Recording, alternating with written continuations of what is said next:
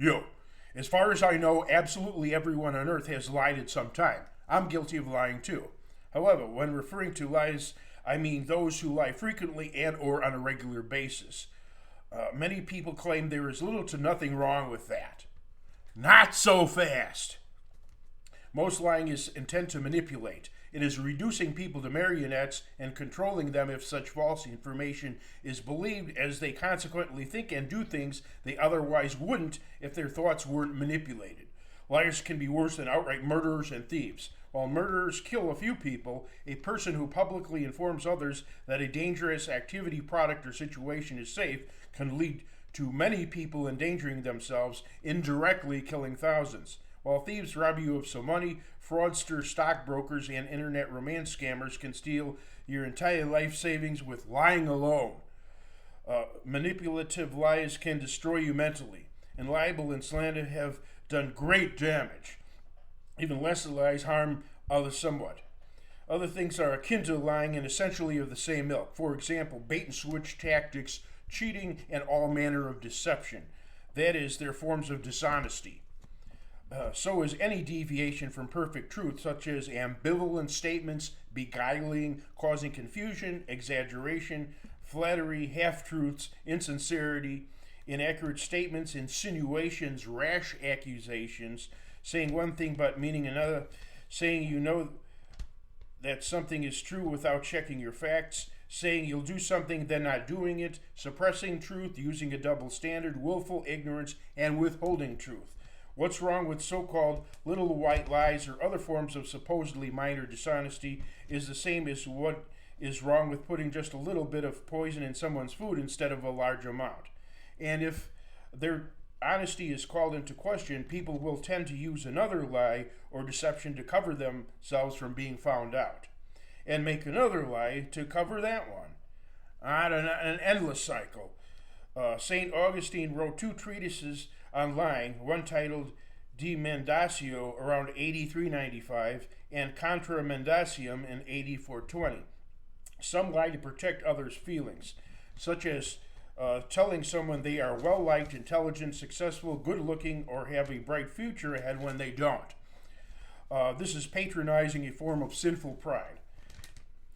It shows that the liar thinks they're smarter, more mature, or somehow better than the one being lied to. And if those being lied to get their hopes unrealistically lifted as a result, they'll suffer a crashing letdown when discovering the truth. Even if someone asks you how it's going and you say good when you feel poorly, that's wrong. True relationships are formed and maintained with being able to honestly confide in one another. Who liars are? There are liars among both genders and among those of every socio-economic status, race, body type, education level, lifestyle, age, personality type, political affiliation, and career path. Perhaps 25% to over 50% of people are liars. Liars are often those who accuse honest people of being liars and who complain about people lying to them. Notably, all sociopaths without exception are liars. A sociopath is anyone with zero conscience. See my video on sociopathy. How to detect lies and liars. First, polygraphs or so-called lie detectors are unreliable. Body language is unreliable too, especially since people can also lie with their body language. But you know someone is a liar when they repeatedly make contradictory statements on a regular basis. A contradiction is always false. Another reveal is if they make claims that contradict known facts. Truth is always internally consistent. Liars can escape detection for a while, but under long-term close scrutiny, they will expose themselves. When they do, remember it. Situations where deception could be okay is when policemen go undercover to trick criminals into revealing their activities. Another might be giving fictitious names and other info over the internet, preventing others from using your real personal information against you and doing harm. It's none of the public's business. Or misleading someone from immediately harming you or others, self-preservation. But that should be exceedingly rare. If you feel pressure to lie, do everything you can to avoid those who so pressure you. quoting Christian scripture, John 8:44.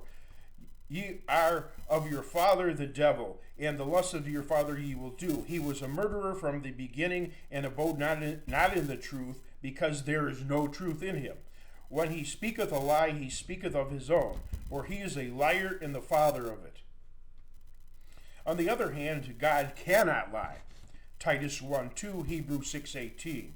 In fact, in John 14:6, Jesus said, I am the way, the truth, and the life. No man cometh unto the Father but by me. He was truth personified. Revelation 21:8.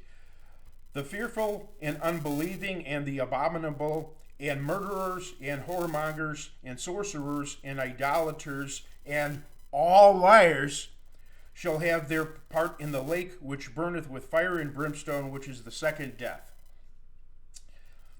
This not only includes liars, but also those who love lies. Revelation 22:15. We're not only expected to be truthful, but to rejoice in the truth. 1 Corinthians 13:6. Liars can lead people in the wrong direction, leading them to eternal damnation. Truth tellers can lead people to heaven. What to do about liars? First, don't be a liar yourself. That is playing God by imposing your fake reality over God's true reality. In some cases, you should immediately cut off all contact with a liar permanently. In other cases, you should confront a liar about his or her behavior. If they won't change, cut off all contact with them permanently, including close family members. Even if everyone around you was a liar, wouldn't make it acceptable. It would be better for you to be a hermit stranded alone on a desert island. God will eventually punish the dishonest and reward the truthful. Be patient.